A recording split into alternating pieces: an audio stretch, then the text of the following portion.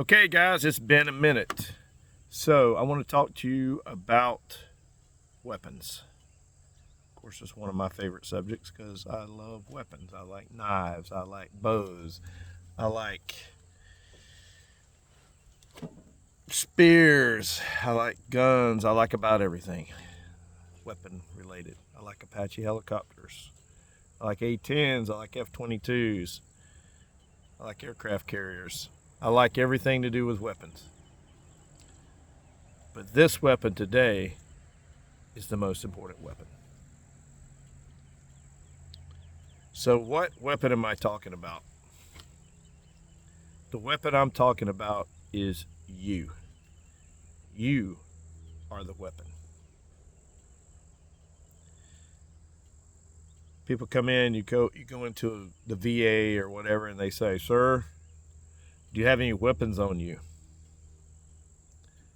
And I go, "Oh, you mean like a pocket knife? No. You mean like a gun? No. You mean like $2 million worth of training in me? Yes. I am the weapon. So you are the weapon. Everything else is merely a tool." So what defines you? What makes you a weapon? So the first thing that makes you a weapon is your mind, the mindset. Your mindset makes you a weapon. And the mindset meaning your decision to be a weapon, your dedication to studying and learning tactics and training, and actually doing it, actually going out and doing it. That's your mindset. That's what makes you the beginning of a weapon. The second thing is the training that you decide to take. The training is so important. I mean, one day you can't even hardly hold a knife. And then you go take a bunch of knife classes. Next thing you know, you're a borderline knife fighter. I've seen people that come out to the range and they don't even know how to hold a pistol or load a pistol. 2 days later, they're confident enough they're no longer afraid to go in their apartment. They're no longer afraid to walk across a parking lot because now they have a skill set. I've seen people that didn't know how to start a fire to keep warm. 3 hours later, after working a ferris rod and a knife and learn how to build a fire and things like that, they had another skill set to add to their skill set toolbox. So the training is so important. The training is basically your skill set toolbox. So your mindset, your training, and then your equipment. The equipment you decide to purchase to go along with that training. I heard someone once say, $1,000 bat will never fix a 50-cent swing. And that's probably about the most true statement I've ever heard. It's better to spend $1,000 on training than on a bat if you don't know how to swing it. Same way with ARs or pistols or whatever. Now, of course, you need one that's not going to fail you. But I would say get one weapon and get so good at that one weapon that it doesn't matter. I know people that are just super good with a pistol. And I mean, really, if you're super good with a pistol, anything else, anything inside 50 yards, you own it, basically, if you're really that good. I know people that are super good with a knife. And I can tell you, I would not want to be in a gunfight with them with a knife because they are just so fast. They can close the distance, and they're just so quick with that blade. I know other people that know how to use a katana, that when you watch them use that katana, the only thing in the back of your mind is you say, I hope I never come up against a guy like this. I know people that are good jujitsu people that can, man, you do not want to get around them. They're going to tangle you up and choke you out. So the mindset is to decide that you need it, to dedicate to learning it, and then going out and doing it, getting those skill sets. The training is your skill set, and then of course the things that you need is your equipment. And some things need less equipment, some things need more. When you start talking about equipment, not just the weapon itself, but also the stuff to train with the weapon. Like you might need a punching bag. You might even need to build some targets. Whatever you need to train with that weapon.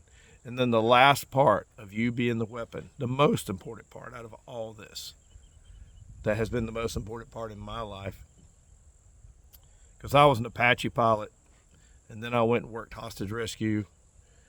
But I can tell you the most important part out of all this was my belief system. Because without my belief system, I would not have the courage, I would not have the self-examination, I would not have the humbleness, I just wouldn't have knowing that there's a God standing there with me through it all. Knowing that if I die right now, it's all good. That is the biggest part, is knowing that this isn't the last thing. This isn't the end result. This is just part of the big picture. Life is a cycle, We're none getting out of this alive. None of us. But if we know that we're just on a stage, and we know that God and all the angels are watching, then maybe we'll up our performance. Maybe we'll do better. Maybe we'll trust in Yeshua and His grace for our salvation. So, I just want you guys to think about what your mindset is. I want you to think about how much training you have and what you need to train on next, because there's always something you train on next. I want to think about the equipment that you have, that you've purchased or you need to purchase. You might need to, part of dedication is purchasing equipment, is sacrificing other things so you can have the right equipment. Sometimes instead of going to the beach or blowing your money out to eat or something like that, you put that money away until you get the right weapon that you need, or you get the right training. You can pay for the right training that you need. So getting that equipment, and then of course your beliefs. And if you don't know what your belief is, I encourage you to get into the Bible, look up what they call the Roman road to salvation. That's a super good one, and talk to people that's been in combat, talk to people that has been in life-threatening situations, that has actually seen the power of God and how God has changed their life and saved them and done things. Do you a little bit of research. I apologize. The pollen is so bad here in Florida at this time of year that I just about can't talk. It's just crazy. But it is beautiful here in Florida in April. And it's right before Easter. I believe actually today is Good Friday, which is a beautiful day here. And I am so thankful for everything that I have been given, as far as just everything, from a good family to, my health has been pretty bad, but I'm still thankful for the lessons that I learned. My injuries, my war injuries, and the lessons learned in each injury. Along with every scar, you learn something. With every hospital visit, you learn something. With every recovery, you learn something. And not always about other people. A lot of times you learn it about yourself. And instead of walking around with a microscope or telescope so you see everyone else's sins and everyone else's problems, use a mirror to reflect and see where your inefficiencies are and where your problems are and where your toolbox is lacking. And I like to do scenarios in my mind, often, for preppers, for preparedness, and for survivalists. I ask myself, if I'm here at home and a FedEx truck pulls up and it's not really FedEx people in it and 4 or 5 guys squirt out the side and they're in full kit, what does that look like for me? Because I'm partially crippled, I would say. My wife says don't even use those words, so I'm not even going to use those words, but let's just say I can't move around as good as I used to. But what does that look like for me and my family? How much training have I given them? How much training have we all taken? Are we ready? Is our premises ready? Is our mindset ready? Are we the weapon? Will we make the difference? If we're in the mall and somebody goes to shooting, will we make the difference? Will we be the weapon system? If the Chinese attack in a pre-dawn raid on America, will we organize and make the difference? Will we be the weapon? Will you be the weapon? If your neighbors during the hurricane, everything's destroyed, will you be the weapon system that goes and helps them? Weapons don't always have to do bad. A lot of times weapons, for the good guys, weapons do good. They save others. If a gang comes, rape, pillage, and plunder in your town, will you be the weapon system that stops them? What does your skill set toolbox look like? How is your mindset? Are you arrogant? Is your cup full? Can you not learn anything else? Are you humble and always understand that there's one more lesson to learn? You can always get a little faster. You can always get a little more accurate. Maybe I just learned recently, about knife fighting, things like that. I'd been to some Israeli schools of knife fighting, and I just learned just found it on the internet and started looking at it and go, wow, this is pretty good. The Libre knife fighting system, Libre, whatever, Libre. That system looks pretty fast. I know speed kills quickly and defends quickly. I like that system. I'm going to be working on that system.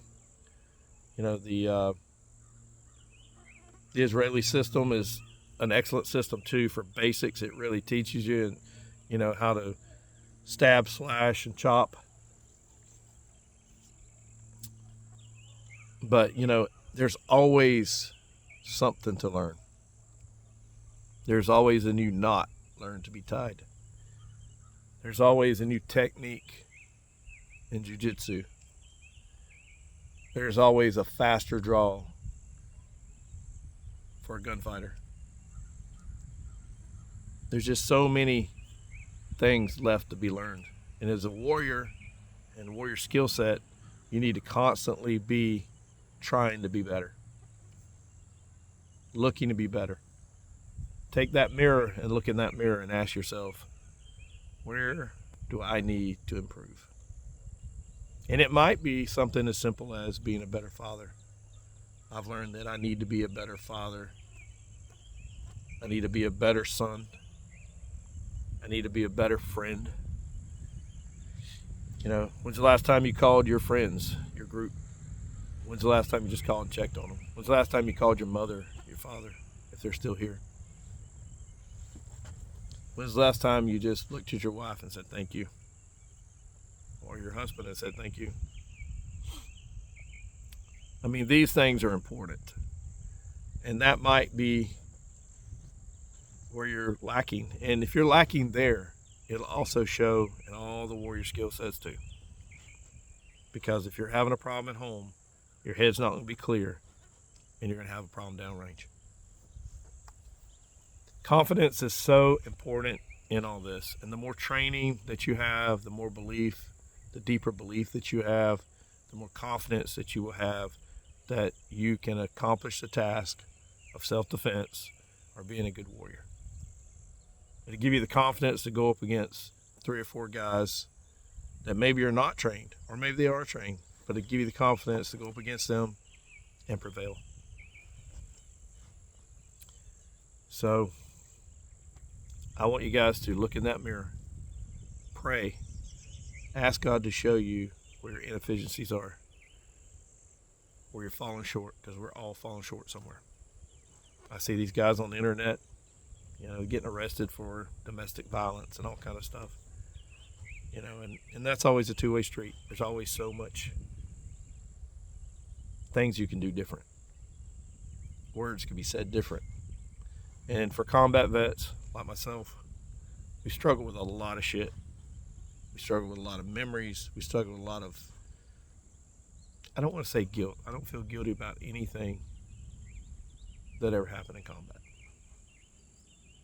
But I feel pissed a lot. I feel pissed at the politicians for wasting valuable resources. Number one, us, the military personnel, wasting us. Putting us in countries to do things and then all of a sudden pull out and just leave it all as a shit show. Lives destroyed, families back home destroyed, all because a politician wanted to make an extra buck or want to make a statement or something. And so a lot of my internal restlessness comes from seeing that shit happen over and over.